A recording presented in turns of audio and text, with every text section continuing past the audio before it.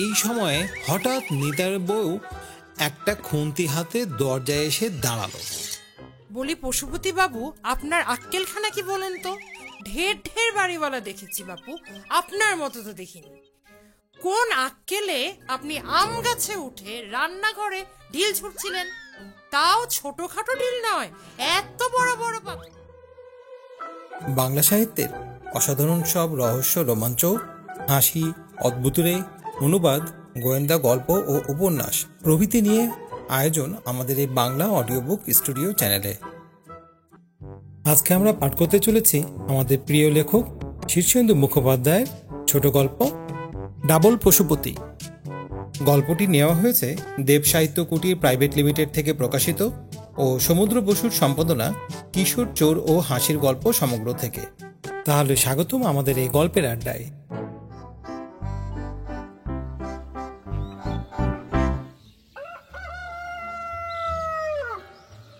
পশুপতি বাবু নিতান্তই ভালো মানুষ, তবে দোষের মধ্যে তার মনটা বড় ভুলো। তিনি সর্বদাই এতই আনমনা যে আচমকা যদি কেউ তাকে তার নামটা জিজ্ঞেস করে তাহলেও তিনি চট করে সেটা মনে করতে পারবেন না, একটু ভেবে বলতে হয়। পশুপতি বাবুদের অবস্থা এক সময় বেশ ভালোই ছিল। তাঁর ঠাকুরদা পুরনো জিনিস কেনা বেচার কারবার করে খুব পয়সা করেছিলেন। বিশাল দোমহলা বাড়ি, গাড়ি, জমিজমা, দাসদাসীর অভাব ছিল না। তবে এখন আর তার বিশেষ কিছু অবশিষ্ট নেই। বাড়িটা আছে, তবে সংস্কার আর মেরামতের অভাবে সেটার অবস্থা বেশ করুণ। বিশাল বাগানটা এখন আগাছায় ভরা। বহু লোক বাড়িটা ভাড়া নিতে চায়, কিনতে চায়। এই বিশাল বাড়িতে পশুপতিবাবু একা থাকেন। সকালে উঠে তিনি ডন বৈঠক দেন, পরোটা, ভেজা ছোলা আর আদা খান, নিজেই রান্না করেন। একা মানুষ বলে তার বিশেষ টাকা পয়সার দরকার হয় না। তার একটা ছোট লোহালক্করের দোকান আছে, সামান্য আয় হয়। তবে পশুপতির বাবুর চলে যায়। দেখতে গেলে পশুপতি বাবু ভালোই আছেন। তবে কেউ যদি জিজ্ঞেস করে, এই যে পশুপতি বাবু, নমস্কার, কেমন আছেন?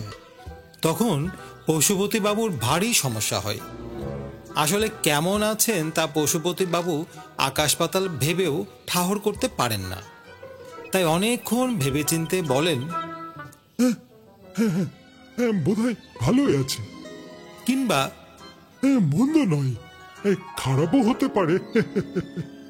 অবশ্য এই জবাব দিতে পশুপতি বাবুর এত দেরি হয় যে প্রশ্নকর্তা হয় ততক্ষণে স্থান ত্যাগ করেছেন, নয়তো জবাব শোনার ধৈর্য হারিয়ে ফেলেছেন। তাই একদিন সকালবেলা পশুপতিবাবু যখন ডন বৈঠক করছেন, ঠিক সে সময় একটা লোক বাইরে থেকে হেঁড়ে গলায় বোধহয় ডাকতে লাগলো, পশুপতি আছেন নাকি পশুবাবু? তা ব্যায়ামের সময় কেউ বাধা দিলে পশুপতিবাবু ভয়ানক চটে যান। আজও গেলেন। মাঝপথে ব্যায়াম বন্ধ করা যায় না, আবার জবাব না দিলেও অস্বস্তি। তাই প্রাণপণে বুকডন দিতে দিতে পশুপতিবাবু শুধু শব্দ করতে লাগলেন। লোকটা বুদ্ধিমান, দরজার বাইরে থেকে শব্দটা অনুধাবন করে সন্তর্পণে ভেতরে ঢুকল। তারপর ব্যায়ামরত পশুপতিকে দেখে একগাল হেসে বলল, ব্যায়াম করছেন? হ্যাঁ, খুব ভালো। ব্যায়ামের মতো জিনিস হয় না, হজম হয়, খিদে হয়, জোর বাড়ে। গুন্ডা বদমাশদের বল খেতে হয় না। ব্যায়ামের যে কত উপকার। তা পশুপতিবাবু ব্যায়াম করতে করতে লোকটাকে একটু দেখে নিলেন। বেশ শেয়ানা চেহারার, মাঝবয়সী রোগা একটা লোক, চেনা নয়। পশুপতিবাবু বুকডন শেষ করে মুগুর ভাঁজতে লাগলেন। লোকটা সব ভয়ে একটু কোণের দিকে গিয়ে দাঁড়ালো।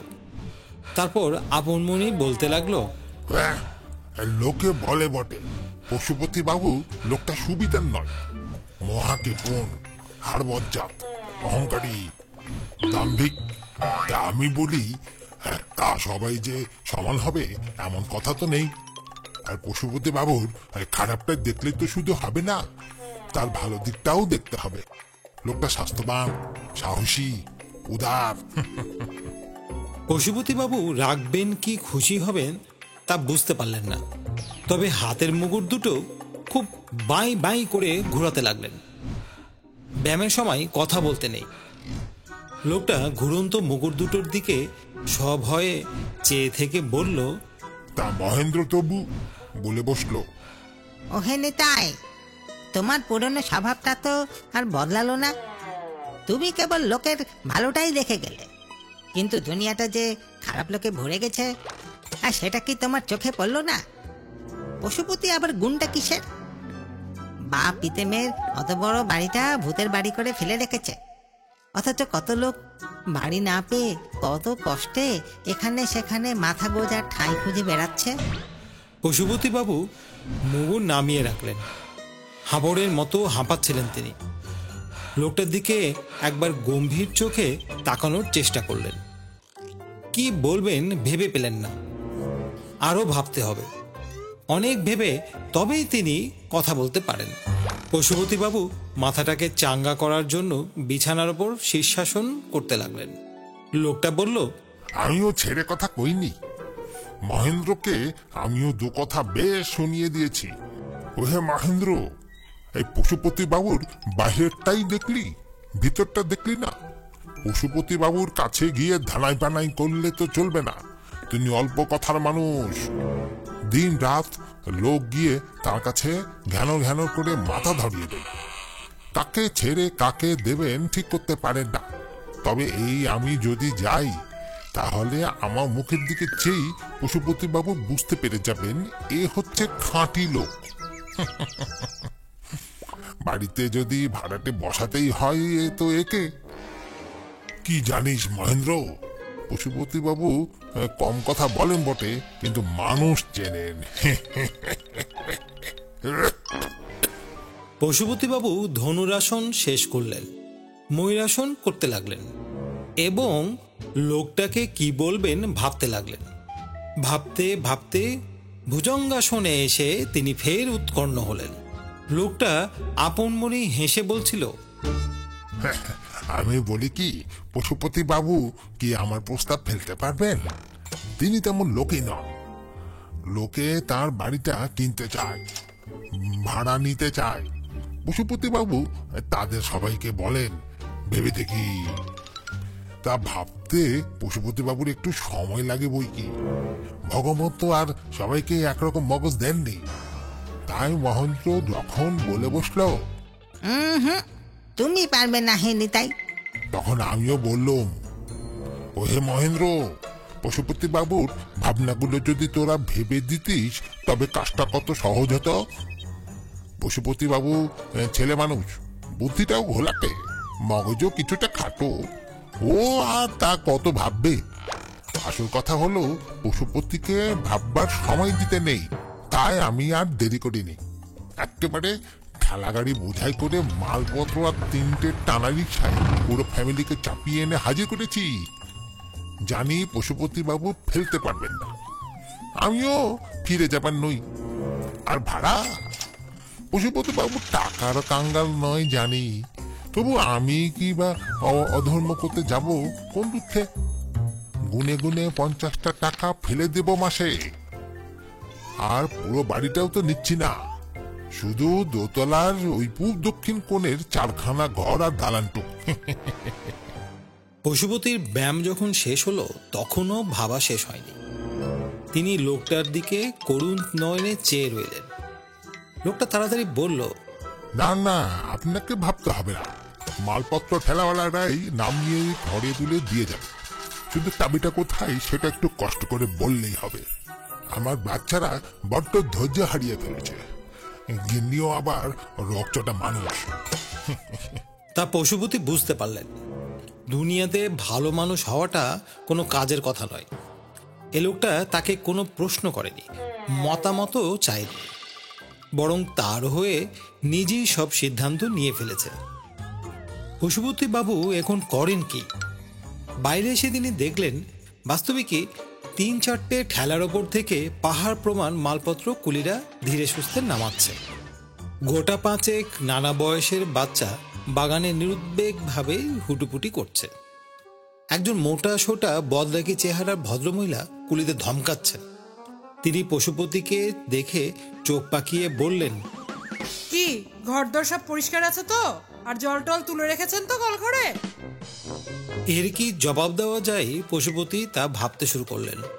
তা ভাবতে ভাবতে দেখলেন তার চোখের সামনে দিয়ে মালপত্র ওপরে উঠতে লাগলো।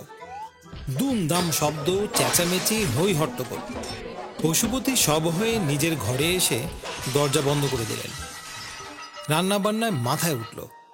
তিনি তাড়াতাড়ি পোশাক পরে দোকানে রওনা হয়ে গেলেন। ঘটনার আকস্মিকতায় এত হতবুদ্ধি হয়ে গেছেন যে মাথাটা আর ভাবতে পারছে না কিছু। সন্ধেবেলা পশুপতি বাড়ি ফিরে দেখলেন তখন গোটা বাড়িটাই প্রায় নিতাইয়ের দখলে। একতলায় বারান্দায় শতরঞ্জি পেতে বন্ধু বান্ধব জুটিয়ে সে তাসের আসর বসিয়েছে। দোতলায় কে যেন গলা সাজছে। গোটা পাঁচেক বাচ্চা চেঁচিয়ে পড়া করছে। পশুপতিবাবু একটা দীর্ঘশ্বাস ফেললেন।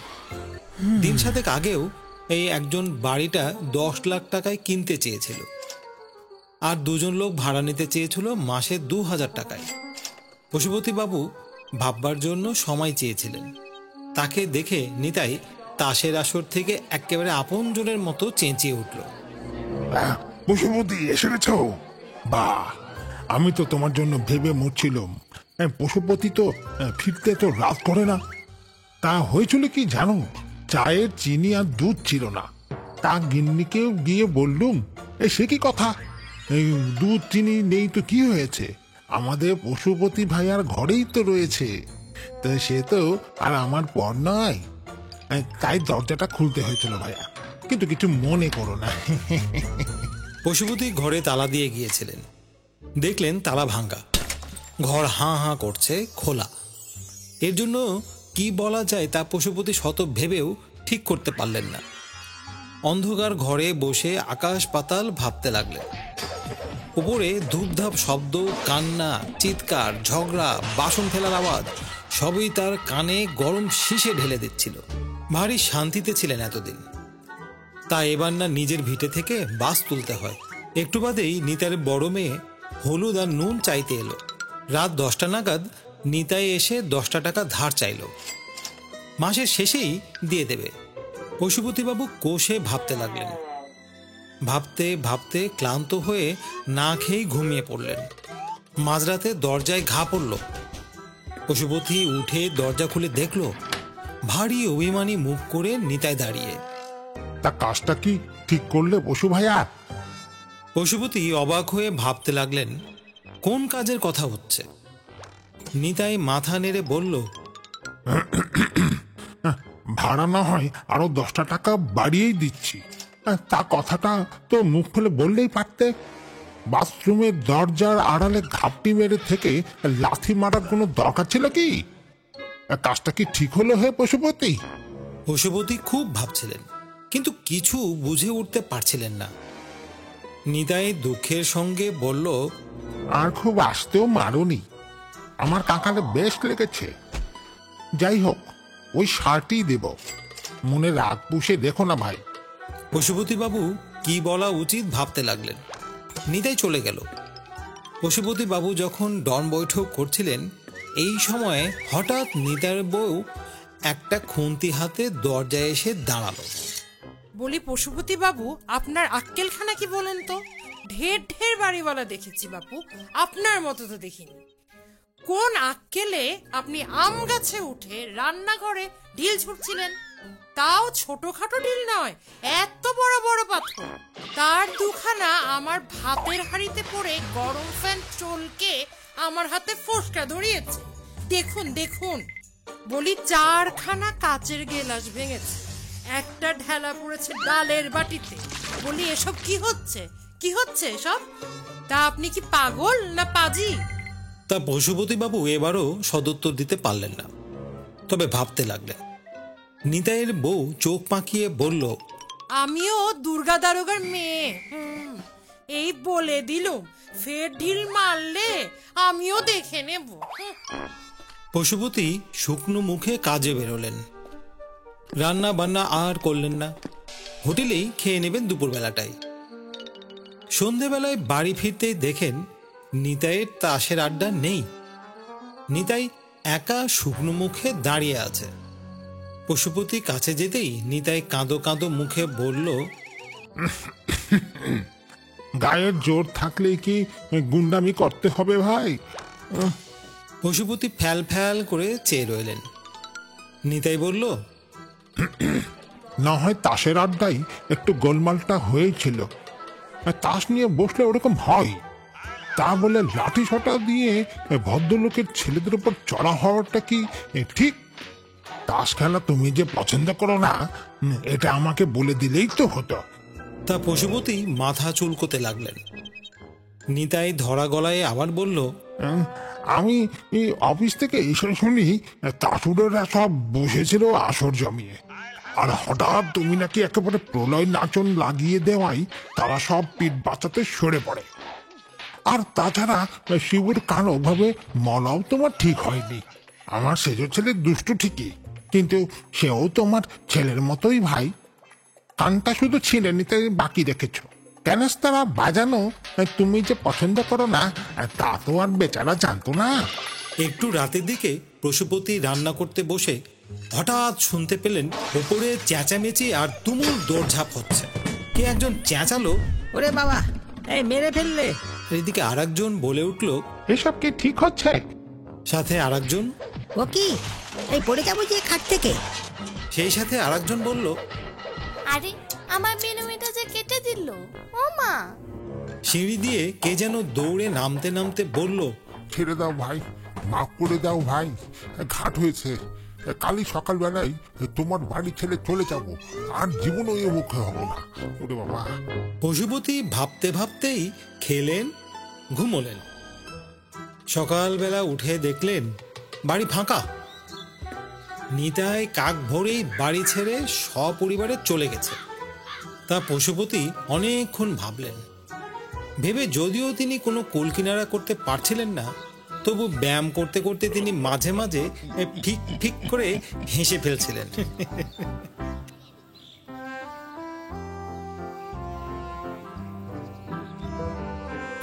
ধন্যবাদ আমাদের সাথে থাকার জন্য।